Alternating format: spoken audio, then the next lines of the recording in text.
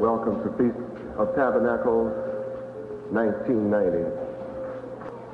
You will need your Bibles, all of you that have them. You should take them out now. The Feast of Tabernacles is the third of the three greatest festivals given to Israel by Yahweh. And of course, the moment we come to know and understand that the so-called black man of America is Israel, then your key to understanding the Bible has been opened. You must come to know and understand that Israel in the Bible is the so-called black man of America. And that's when keeping Yahweh's high holy days makes sense to us. We know for sure that it's written in the Old Testament that these festivals are to be forever. The Feast of Tabernacles marks the end of the year-long harvest season and celebrates the abundance of crops that Yahweh has given to us. And of course, in the hills of North America, we have run from the land. We had hundreds of thousands of acres, millions of acres. And now we've been reduced from some 30 to 50 million acres all the way to 300,000. That's it.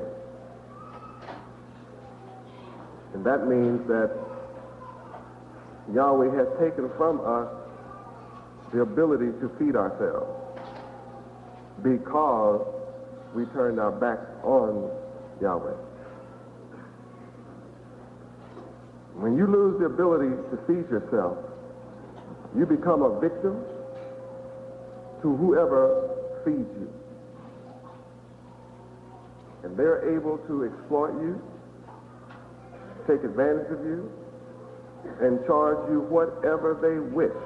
And you will pay whatever you have to eat. And that's a horrible position to be put in when you are reduced to something less than a baby.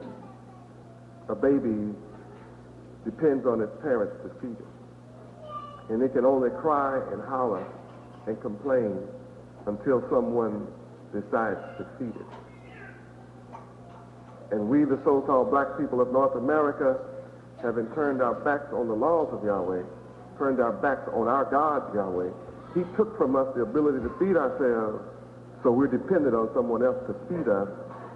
And it just so happens that they're not our true parents.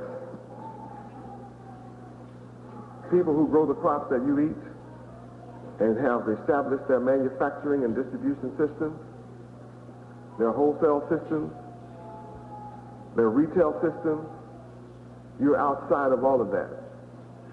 And it doesn't occur to you to consider it. And even when someone tells you that you should feed yourself, you should go to the farm, you should establish your own economic system, you refuse to hear it, no matter who warns you, no matter who teaches or tells you as a people, you will not hear it.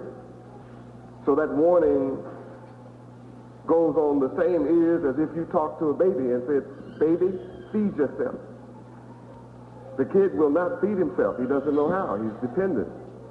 The moment he starts growing up and starts feeling a little bit of independence, the first thing he does is what? Tries to feed himself.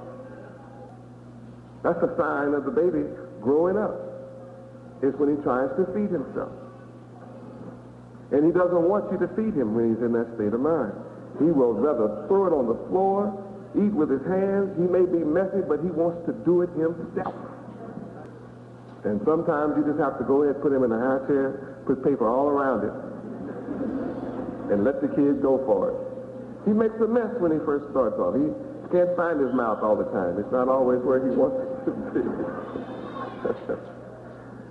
So we as a people have not grown from the baby stage, the baby carrying stage, to the point to where we're sitting up and trying to walk, and we want to sit in a high chair, and we want to take the spoon, and we want to imitate the adult and feed ourselves. We as a people are not in that state of mind.